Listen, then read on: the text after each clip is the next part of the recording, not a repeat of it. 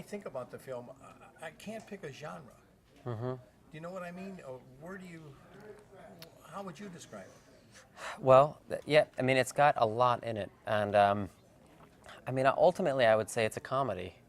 That's the section I'd find it in the video store, probably. Comedy section. Comedy, yeah. But it is, like you say, unusual. It's got romance, tons of action, and it has kind of a surreal, almost fantasy-like quality about it in some cases. So it's not straight ahead in any one genre. Right. And Michael, would you also add music? It's Oh, a yeah. musical. Sure, it does. Yeah, absolutely. There are times in the movie where all of a sudden it breaks out into a musical, where an evil ex-boyfriend is all of a sudden going into a song, and yeah. So there's music and fighting and comedy. It's kind of all over the place. The fantasy scenes, are they your character, Scott Pilgrim's product of his imagination? I think so. I mean, it feels like that in the movie, although I think it's up to the viewer to decide what's real and what's not in the movie, because the lines are blurred. You play, of course, he falls in love with Ramona, Yes. Elizabeth's character. And are you her seventh evil ex? Yes, I am. The seventh evil ex. Yeah.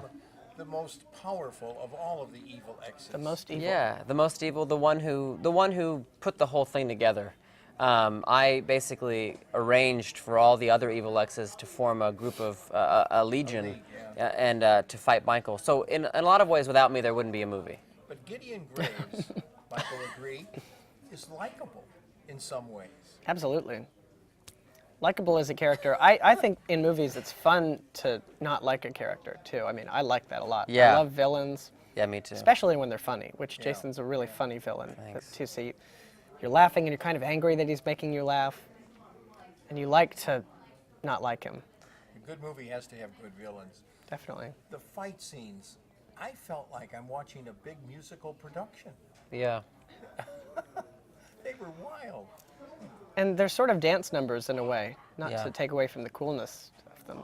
But Yeah. I felt like, I mean, not to take away from our coolness, but I think we were a couple of ballerinas. We were. Yeah. Definitely, definitely. Elegant. Yeah. You know what people are raving about, of course, are the graphics, the sets, the special effects. You know what I mean? Absolutely. The comic book look, the video game look.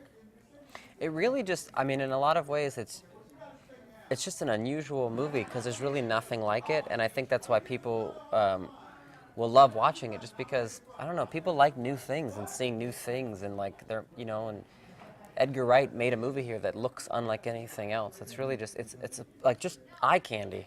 And I'll end with, even though it does have a lot of effects, beautiful effects, it's still relatable. Yeah. Michael, very much so.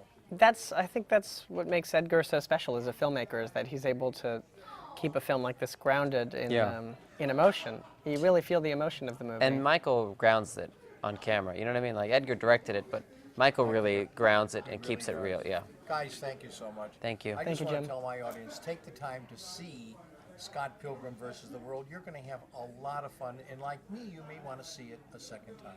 Awesome.